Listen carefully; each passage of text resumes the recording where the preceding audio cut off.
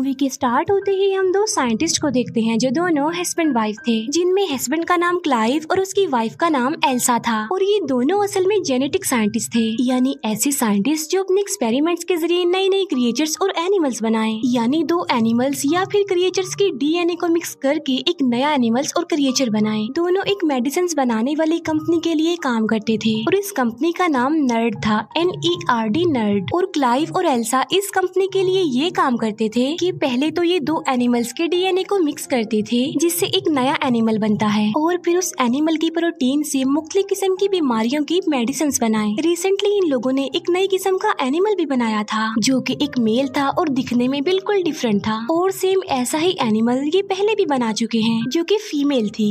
अब ये दोनों एनिमल्स को एक दूसरे के आमने सामने लाते हैं और वो दोनों एनिमल्स एक दूसरे से बहुत प्यार से मिलते हैं, यानी वो दोनों एनिमल्स एक दूसरे को पसंद कर रहे थे। इसका मतलब ये था कि उनका एक्सपेरिमेंट सक्सेसफुल हो गया था। ये देखकर वो दोनों अपनी कंपनी की बॉस के पास जाते हैं और उसे बताते हैं कि हमने बहुत सारे एनिमल्स के डीएनए को मिक्स करके ये अलग तरह का एनिमल बनाया है और इसकी प्रोटीन की मदद से हम बहुत सारी बीमारियों की मेडिसिन बना सकते हैं। और इसके साथ साथ हमने एक नया तरीका भी डिस्कवर किया है, और वो ये कि हम इंसान और जानवर के डीएनए को मिक्स करके एक नई ब्रीड बना सकते हैं और डेफिनेटली हम बहुत सारी बीमारियों की मेडिसिन बना सकते हैं। उनकी बॉस बताती है कि जो काम तुम कर रहे थे, यानी जो एक्सपेरिमेंट तुमने किया, उससे कंपनी बहुत खुश है, और जो तुम बात कर रहे हो यानी इंसान और जानवर के डीएनए को मिक्स करने की, उसके लिए कंपनी अभी एग्री नहीं होगी फिलहाल। और जो जानवर तुमने बनाए हैं, हमारी कंपनी उनके प्रोटीन से मेडिसिन बनाना चाहती है, इसीलिए सारी रिसर्च को रोक कर मेडिसिन बनाने पर फोकस किया जाएगा। जिस पर क्लाइव और एल्सा कहते हैं कि अगर हमने ये काम स्टार्ट ना किया तो कोई और कर देगा। जिस पर बॉस कहती है कि हमने कब कहा कि हम ये काम नहीं करेंगे, हम ये काम जरूर करेंगे, मगर उससे पहले हम मेडिसिन बनाएंगे और उन्हें मार्केट में लाएंगे और उसके बाद तुम्हारे प्रोजेक्ट पर काम किया जाएगा। इसीलिए वो उन दोनों को मना कर देती है। इस बात की वजह से ये दोनों डिसअपॉइंटेड हो जाते हैं, क्योंकि वो दोनों जेनेटिक साइंटिस्ट थे जो किसी कंपनी के लिए जानवरों की प्रोटीन से मेडिसिन बनाने का काम नहीं कर सकते थे। इसीलिए वो डिसाइड करते हैं कि हम सीक्रेटली ही अपनी इस रिसर्च को आगे बढ़ाएंगे।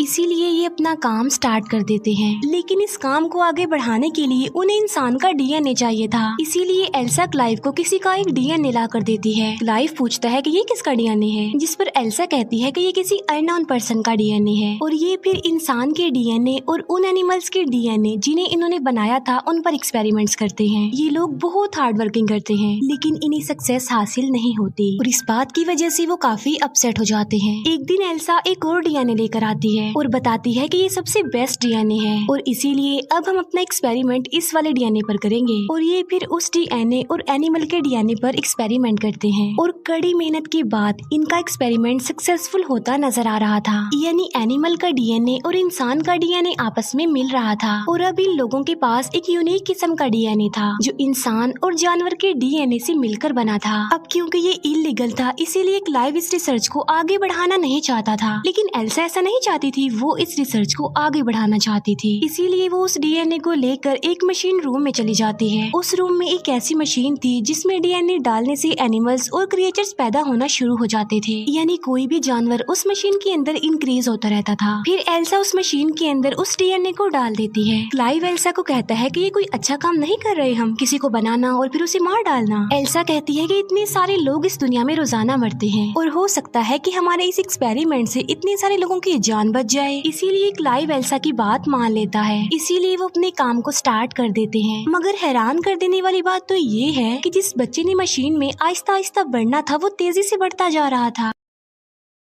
चेक करने पर उन्हें पता चलता है कि बच्चा बिल्कुल नॉर्मल है, लेकिन शाम को उस लैब का अलार्म बजने लगता है और जब ये लोग चेक करने के लिए जाते हैं तो ये देखते हैं कि बच्चा पूरी तरह डेवलप्ड हो गया है, यानी वो पैदा होने के लिए, बाहर आने के लिए डेवलप्ड हो गया है। इसीलिए वो उसे बाहर निकाल देते हैं, जो काफी अजीब लग रहा था। क्लाइव इस क्रिएचर को मारना चाहता था। एल्सा कहती है कि अभी हमें ऐसा नहीं करना चाहिए, क्योंकि क्या पता कि हम एक सक्सेसफुल क्रिएचर बना लें, लेकिन क्लाइव एल्सा की बात नहीं मानता। इसीलिए वो उस जगह पर जाते हैं जहाँ पर वो क्रिएचर था क्योंकि वो उसे मारना चाहते थे और वहाँ जाकर उन्हें पता चलता है कि वो तो पहले ही मर चुका है। इसीलिए क्लाइव वहाँ से चला जाता है। एल्सा कहती है कि अब खतरे वाली कोई बात नहीं है। इसीलिए एल्सा उस बॉक्स को ओपन कर देती है और जब वो चेक करती है तो उसे पता चलता है कि यहाँ पर कोई बच्चा, कोई क्रिएचर नहीं है, बल्कि ये सिर्फ एक स्किन है। यानी उस स्किन में से कोई क्रिएचर निकला है जो उस वक्त लैब में ही है। फिर वहाँ पर वही अजीब सा क्रिएचर दिखाया जाता है जिसके 2 पैर थे। बाहर से क्लाइव उस क्रिएचर को देख लेता है और वो एल्सा को कहता है कि तुम जल्दी से बाहर आ जाओ, मैं पॉइजनस गैस ऑन कर रहा हूँ। लेकिन एल्सा क्लाइव की बात नहीं मानती और वो उस क्रिएचर को कहती है कि मैं तुम्हें कोई नुकसान नहीं पहुँचाऊंगी, इसलिए तुम मत डरो। और ये सुनने के बाद वो अजीब सा क्रिएचर एल्सा के पास आता है और उसे डरता भी नहीं। लेकिन तभी पीछे से क्लाइव एक रॉड लेकर वहाँ पर आ जाता है, जिसे देखकर उस क्रिएचर को गुस्सा आ जाता है। फिर क्लाइव और एल्सा वहाँ से बाहर आ जाते हैं। क्लाइव एल्सा को कहता है कि मैं पॉइजनस गैस ऑन कर रहा हूँ क्योंकि मैं इस क्रिएचर को जिंदा नहीं रख सकता, मैं इसे मारना चाहता हूँ। जिस पर एल्सा कहती है कि नहीं, हम सिर्फ इसे बेहोश कर देंगे क्योंकि मैं देखना चाहती हूँ कि हमने क्या बनाया है। इसीलिए वो उसे बेहोश करते हैं और उसे एग्जामिन करने लगते हैं। तब उन्हें पता चलता है कि ये क्रिएचर एक फीमेल है असल में, जो बहुत फास्टली ग्रो कर रही है और एक टाइम ऐसा आएगा कि डेवलप्ड होने के बाद मर जाएगी। यानी इसका लाइफ साइकिल बहुत छोटा है। फिर आहिस्ता आहिस्ता ये क्रिएचर बड़ा होता जा रहा था, डेवलप होता जा रहा था। उसके हाथ पैर निकलने लगते हैं, उसका दिमाग भी डेवलप्ड हो जाता है और एल्सा उसे इमोशनली कनेक्ट भी होते जा रही थी। वो उसे खाना खिलाती थी, डिफरेंट एक्टिविटीज सिखाती थी।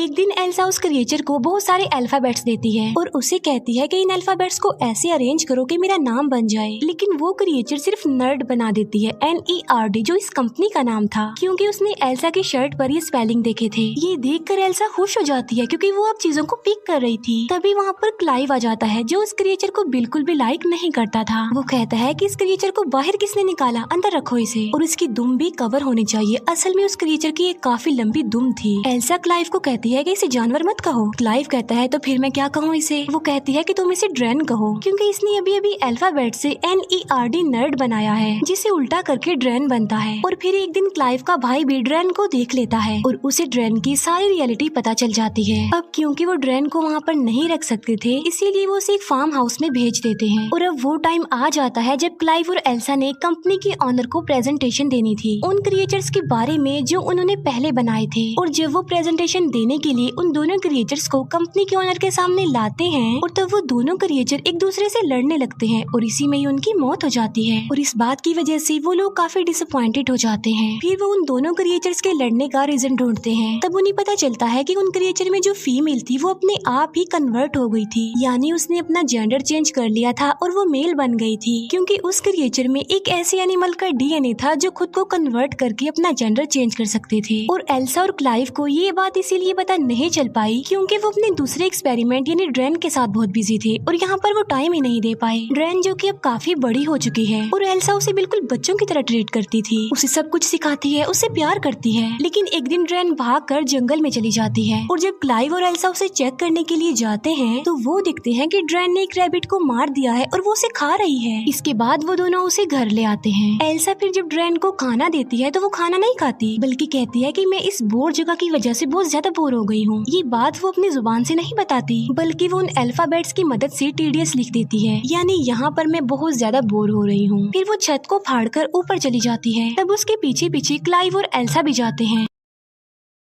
वो दिखते हैं कि ड्रैन की तो विंग्स निकल आए हैं और वो अभी बस उड़ने ही वाली होती है कि क्लाइव उसे कहता है कि रुको, हम तुमसे प्यार करते हैं, हमें तुम्हारी जरूरत है, हम तुम्हें अपने पास रखेंगे। ये सुनकर ड्रैन की विंग्स वापस उसकी बॉडी में चले जाते हैं। ड्रैन का दिमाग अब काफी तेज हो गया था, वो चीजों को अंडरस्टैंड करने लगी थी, अच्छे बुरे को समझने लगी थी। एक दिन ड्रैन को एक बिल्ली मिलती है लेकिन एल्सा उससे वो बिल्ली छीन लेती है क्योंकि एल्सा को डर था कि ड्रैन कहीं उस बिल्ली को भी न मार दे। फिर आहिस्ता आहिस्ता हम हैरत में डाल देने वाली एक चीज देखते हैं और वो ये कि ड्रैन को क्लाइव अच्छा लग रहा था, जिससे क्लाइव को पता चल जाता है कि ड्रैन के अंदर जो इंसान का DNA उन्होंने डाला था वो किसी और का नहीं था बल्कि वो खुद एल्सा का ही था। इस बात से क्लाइव एल्सा से नाराज होता है। वो उसे कहता है कि तुमने अच्छा नहीं किया, तुम्हें ऐसा नहीं करना चाहिए था। आहिस्ता आहिस्ता एल्सा का प्यार ड्रैन के लिए खत्म होता जा रहा था, इसीलिए एल्सा वो बिल्ली ड्रैन को दे देती है। ड्रैन की दुम नोकदार थी, इसीलिए ड्रैन अपनी नोकदार पूंछ को उस बिल्ली के गले में चुभा कर उसे मार डालती है। ये देखकर एल्सा को बहुत गुस्सा आता है और वो ड्रैन को स्लैप स्लैप कर देती है। थप्पड़ लगने की वजह से ड्रेन एल्सा के ऊपर आकर खड़ी हो जाती है और वो एल्सा के गले में लगी एक चाबी को निकालती है और दरवाजा खोलकर वहाँ से चली जाती है। ड्रेन के अलग अलग फेसेस उन लोगों के सामने आ रहे थे। फिर हम देखते हैं कि एल्सा वो प्रोटीन बनाने में कामयाब हो चुकी थी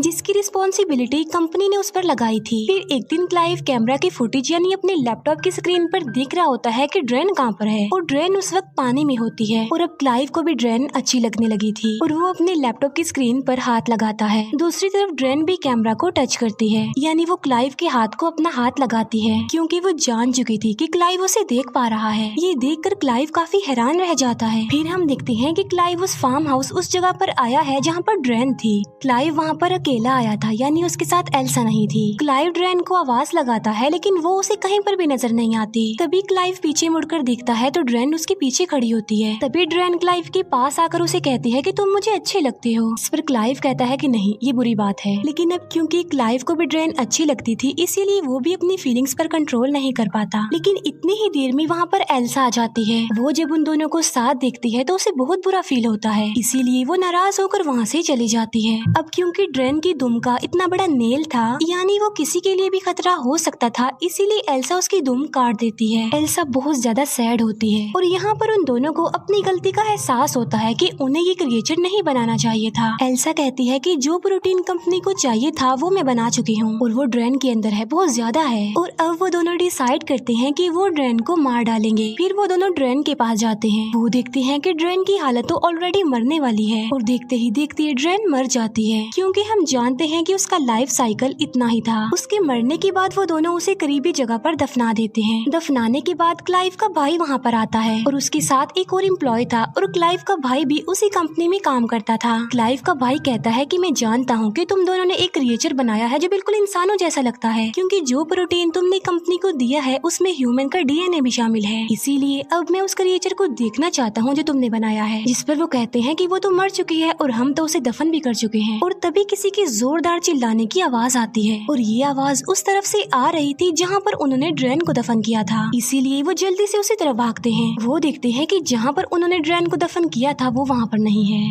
बल्कि वो ऊपर छत पर खड़ी हुई थी यानी वो दोबारा जिंदा हो गई थी और इस बार वो पावरफुल होने के साथ साथ खतरनाक भी लग रही थी और उसकी विंग्स भी बाहर आ गई हैं और उसकी दुम भी रीजनरेट हो गई है क्योंकि वो तो काट दी थी एल्सा ने। और तभी ड्रेन उन लोगों पर अटैक कर देती है और वो क्लाइव के भाई और जो उसके साथ एम्प्लॉय आया था उन दोनों को मार डालती है और इसी क्लैश के दौरान क्लाइव बेहोश हो जाता है। इसके बाद ड्रेन एल्सा के पास आती है और उसे पकड़ लेती है। यहाँ पर हम ये जान पाते हैं कि असल में ड्रेन ने भी अपना जेंडर चेंज कर लिया था क्योंकि उसके अंदर उस एनिमल का डीएनए था जो खुद को कन्वर्ट कर सकते थे, अपना जेंडर चेंज कर सकते थे और अब वो मेल बन गई, इसीलिए वो एल्सा के पास आ गई। लेकिन तभी पीछे से क्लाइव आकर लकड़ी के एक टुकड़े को ड्रेन के अंदर घुसा देता है जिससे ड्रेन इंजर्ड हो जाता है, इसीलिए वो एल्सा को छोड़ देता है। लेकिन बाद में वो अपनी उस लकड़ी को निकाल कर क्लाइव पर अटैक कर देती है। तभी एल्सा एक पत्थर उठाकर ड्रेन को मारती है। इसके बाद एल्सा उसे दोबारा पत्थर से मारने लगती है लेकिन अचानक वो रुक जाती है और कुछ सोचने लग जाती है क्योंकि हमने इसे अपने हाथों से बनाया था और अब इन्हीं हाथों से हम इसे मार रहे हैं। एल्सा ये भी सोचती है कि इसके अंदर तो मेरा डीएनए भी है। लेकिन इसी दौरान ड्रेन मौके का फायदा उठाकर क्लाइव को अपनी दुम से मार डालती है। एल्सा फिर से उसी पत्थर से ड्रेन को मारती है और अब फाइनली ड्रेन की मौत हो जाती है। इसके बाद हमें एल्सा और उनकी बॉस दिखाई जाती है। हम देखते हैं कि एल्सा को बेबी होने वाला है और वो बेबी होता है ड्रेन का क्योंकि उसने अपना जेंडर चेंज कर लिया था, इसीलिए। एल्सा की बॉस उसे बताती है कि जो प्रोटीन तुम लोगों ने हमें दिया था उससे कंपनी को बहुत ज्यादा बेनिफिट हुआ और अब कंपनी इस रिसर्च को आगे बढ़ाना चाहती है और जो एल्सा का होने वाला बच्चा था इस रिसर्च को उसके जरिए ही आगे बढ़ाया जा सकता था। अब क्योंकि एल्सा ने अपनी जिंदगी पर रिस्क लेकर अपने हस्बैंड को खोकर इस कंपनी के लिए बहुत मेहनत की थी, इसीलिए कंपनी एल्सा को काफी ज्यादा अमाउंट देती है। अब क्योंकि एल्सा एक जेनेटिक साइंटिस्ट थी इसीलिए ना चाहते हुए भी वो इस रिसर्च को आगे बढ़ाना चाहती थी। और इसी के साथ ही इस मूवी का यहीं पर द एंड हो जाता है। Thank you for watching.